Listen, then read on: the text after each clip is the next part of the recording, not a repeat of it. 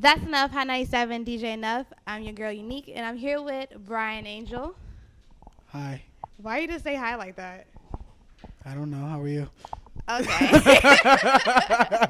That was just play. How are you? I'm good. Now, first of all, let's cut to the nitty gritty real quick and just Here you just- go. Here you no, come. let's just get this out the way real quick Here it because, come. All right. as we all know, Day 26 is having their 10-year anniversary in August. Yep. For your first debut album. I can't lie. I can't believe it's been 10 years. You know, I can't either. Yeah. It don't feel like it either. It doesn't. Like, does that mean I'm getting younger? No, but Hey, damn it. But what put you guys together for this? Like, why? Honestly, really and truly, like, we're doing it for our fans, Mm-hmm. I mean, you'd be surprised, like, every day we look up on Twitter or Instagram or whatever it is, like, it's always, oh, I love your solo music. But when's the group getting back together? Or when's the group doing this? Or when's the group doing that? And it's just like, it's only right to do it for the group, for the fans. And only for one day. One night only. One night only. So how hard was it for you all to come together? Because it's been 10 years. You all got your own things going on. You have your own life. Like, come on now. Yeah. No, I mean, honestly, people would think that it would be hard, but honestly, like it was like pretty much like organic, like me and Willie got on the phone, we were talking about it, we were shooting back and forth like ideas, and we shot it to everybody else, and that was like, I think November of last year. Okay. And believe it or not, since I think mid-November, we're in a group text on my phone, and I have since November up until earlier today of our whole entire back and forth from November till today. So yeah, I mean it's crazy. All right. So again, it's been 10 years, which Yes. means it's a whole new generation of fans that don't know your backstory or Day 26 backstory. So let's tell them about you. Who is Brian Angel and early beginnings to now? Well, Brian, no, I'm just playing. No, man, I'm just a country boy, what I'm saying, from Houston, Texas. Simple, very, very simple. It don't take much to, make me happy, please me, or whatnot. Got my first record deal when I was 14. The label I was signed to ended up folding. Ended up coming back to Houston. My group and I ended up, the group that I was in, we ended up getting dropped from the label, coming back to Houston, and 2 years later signing with Beyonce's father's label. And I was over at Music World for about 7.5 years, almost 8 years. Left that situation a year later, did Making the Band, and The rest is history? yeah. Damn, did I just tell you my age though? Wait. Don't no. Cut that out. Cut that out though. All right. So you've always been a part of a group for the most part. Yeah. So how does it feel like now you're out solo venturing without that support of a group around you? For a minute, it took me to figure out, find out who I was as a solo artist, and once I kind of got in my niche, it's been constant now. Like, shout out to Track Sanders, really good friend of mine. He really kind of crafted my sound and crafted who I am as a solo artist. So how would you describe your music now compared to 10 years ago? 10 years ago, don't get me wrong now. Don't get me wrong. I love Day 26 music. Even back then, I just wanted it to be a little bit more edgier. I wanted to, be more sexy. I wanted it to be more, more street. You know what I'm saying? That's more of who I am as a person. But Brian Angel as a solo artist is definitely a lot more edgier, a lot sexier, a lot it's. Can I cuss? Yeah. It's the real shit. It's that real shit right there. So yeah, I'm excited for everyone to actually hear what I've done as a solo artist. And like, what space do you see yourself in, like this new music era? I see myself in my space. Not my space, but but you know, Brian's space. You know what I'm saying? Like, I always say this, and you know, this is something that, you know, my team and I, we always say, like, if a nigga can hate on this, a nigga just don't like me. You know what I'm saying? Like, and that's cool. I understand, like, not everybody's gonna like me, but like the music that I'm doing, you can't really hate on it. So if a nigga don't rock with it, a nigga just really don't fuck with me, and that's cool. So what have you been doing over these past few years before, like, you decided I've been I'm picking gonna up go solo? cans and, you know, no, I'm just playing. No, Like, for real? no, wow, I've been really like recording, like, believe it or not, I've been recording. I mean, of course, you know, like hosting, and, you know, doing, you know, different hooks, you know, with different people, different artists, but, you know, for the most part, I just kind of locked myself in the studio and was really working on who I am, like, today.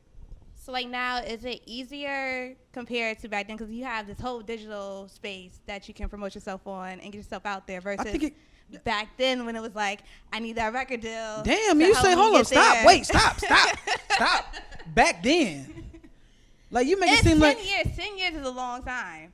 Now, I'm not calling you old, and I'm not calling myself old, but 10 years. damn, I'm going to And- call you my and- nigga. Damn, my nigga. In 10 years, like, Twitter, all that, Facebook, MySpace died out, Twitter came out, Instagram came out, all these social media platforms popped up in 10 years. 10 years. Yeah. It's a big difference. Yeah. Music game changed in 10 years. It's kind of like a good and bad, I guess, like a double-edged sword. You know, being that, you know, you get to interact with your supporters a whole lot more, and like, I love that. I love talking to people. I love, like, interacting, and, you know, people telling me, man, I love your music, so on and so forth, and, like, you know, for them to DM me and actually get a DM back from me, that, like, you know, like earlier, like, somebody was like, you know, I love your music, you know, I'm so happy that you're releasing solo music now, and, you know, I responded, I was like, thank you so much, God bless you. And she was like, wow, like, you just really made, like, my day. You just made my week. You just made my year, my life. Like, that's a blessing. You know what I'm saying? So, like, you know, to be able to touch people in a matter of, like, seconds, you know, just from texting, you know, that's a blessing. But I also, like, think it hurts the music from a standpoint of people are just putting out music.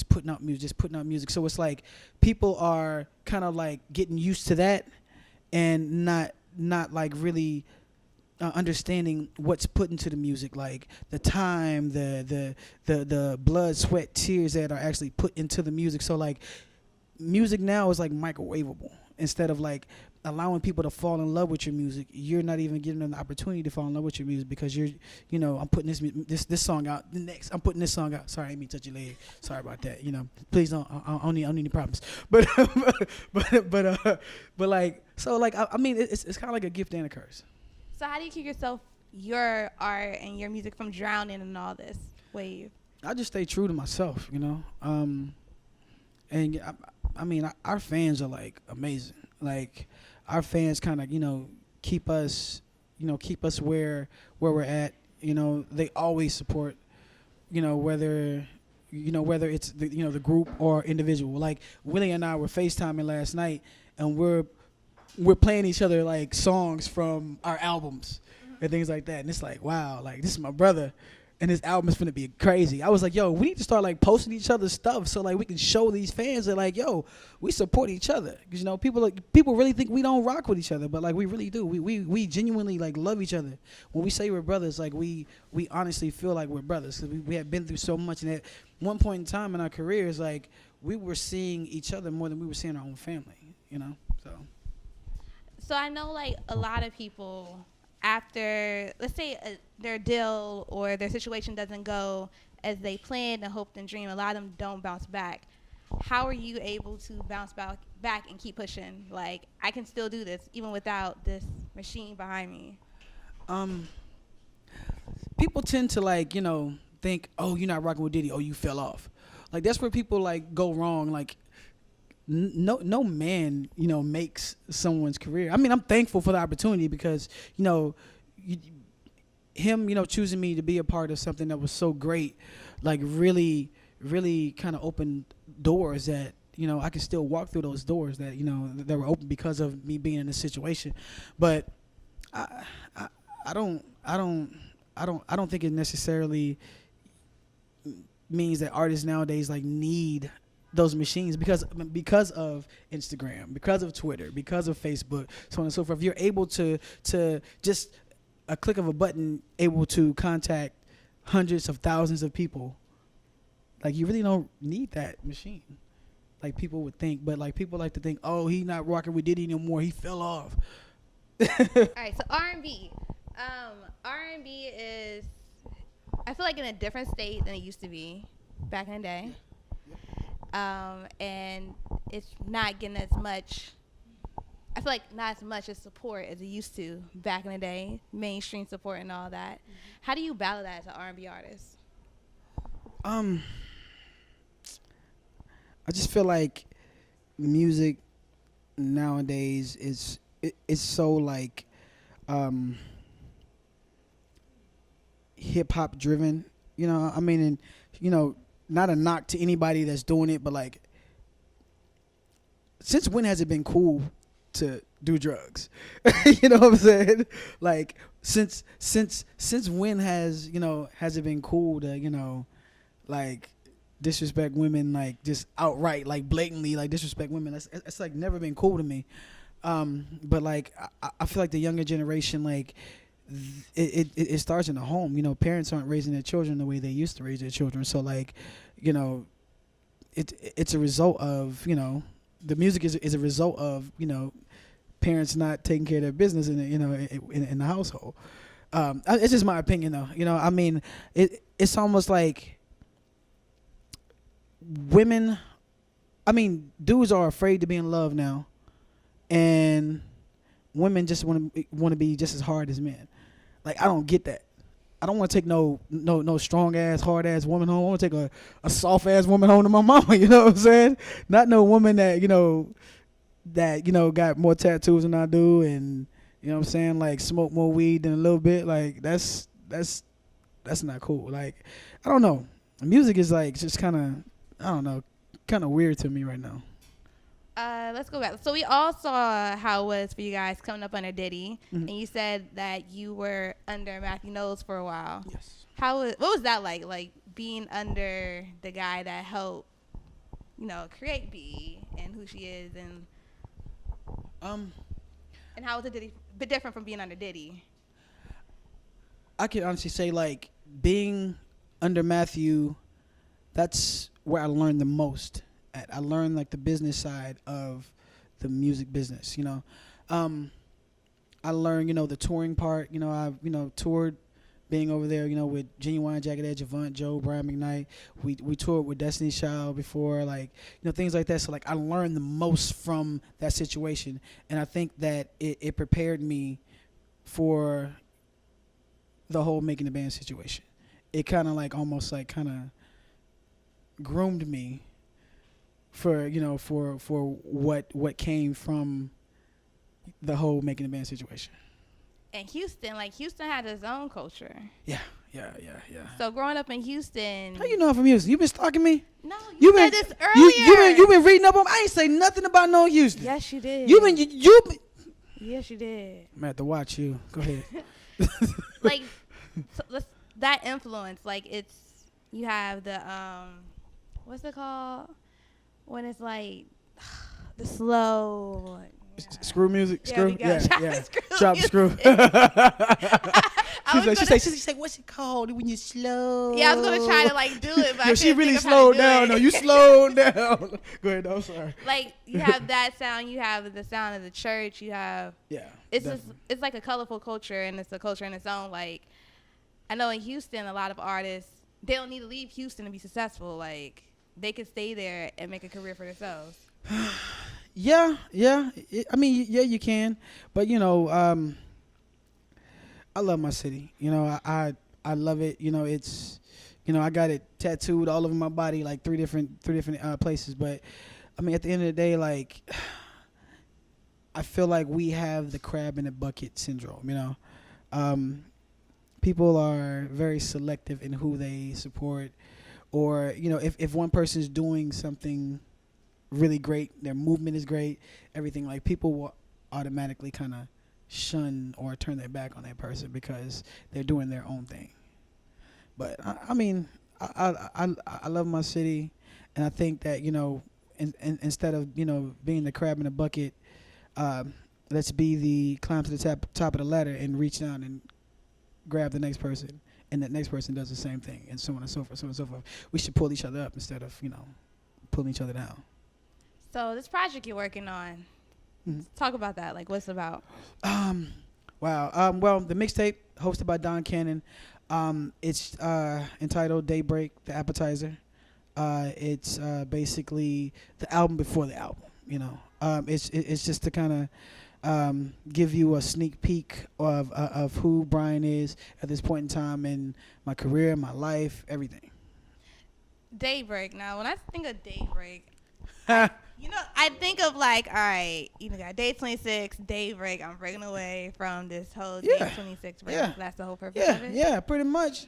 Breaking away from all that shit. No, I'm just playing. I'm playing. Nah, I mean, shout out to Day 26. I'll forever be Day 26. It's tatted in my skin. For real. Yeah. Nah, it's just, it's just me breaking away. And hopefully people. I mean, don't get me wrong. Like, I don't mind. Like, Brian of Day 26. I don't mind, like, the questions about Day 26. People, like, sometimes are afraid to ask me about Day 26. Like I hate those guys or something. But no. Like, that's who I am. So, yeah. So the new music, you said it's about yourself. You keep looking at my tattoos. I know that. I have tattoos too. So really? Like, yeah. Okay. You know, damn tattoo. Go ahead though. Go ahead. I'm sorry. So, like, what is it that? Because you've been on TV, so we've seen, like, parts of your life. So what's this new part of your life that we're about to experience with this new music? It's a more mature Brian. It's really who I am. Like, being in a group. The song selection process was kind of difficult because we all 5 different guys, 5 walks of life, 5 different experiences and thoughts and views of where Day 26 should have gone. But, like, this right here is more of who I am. This is showing my growth. This is showing my truth. Also, would you ever again do a reality show? I've been approached several different times about a couple of different reality shows, and I just kind of, I don't know. I mean, if it's gonna, it's just according to how it's done. Mm-hmm. I wouldn't say no, but I'm definitely not for, like, the drama anymore. I'm too grown for that. I'm definitely not for, like, the hoopla or nothing like that. Like, if it's gonna be done, show me in the right light. Don't show me like I'm crazy or confrontational, because I'm definitely not that person. So you're not doing reality shows no more? I don't know. I mean, hey, if somebody come talking, the right situation, I mean, possibly, But right now, like, I'm not for, like, the childishness. All right, last words. God is good. And there you have it. Holla at your boy.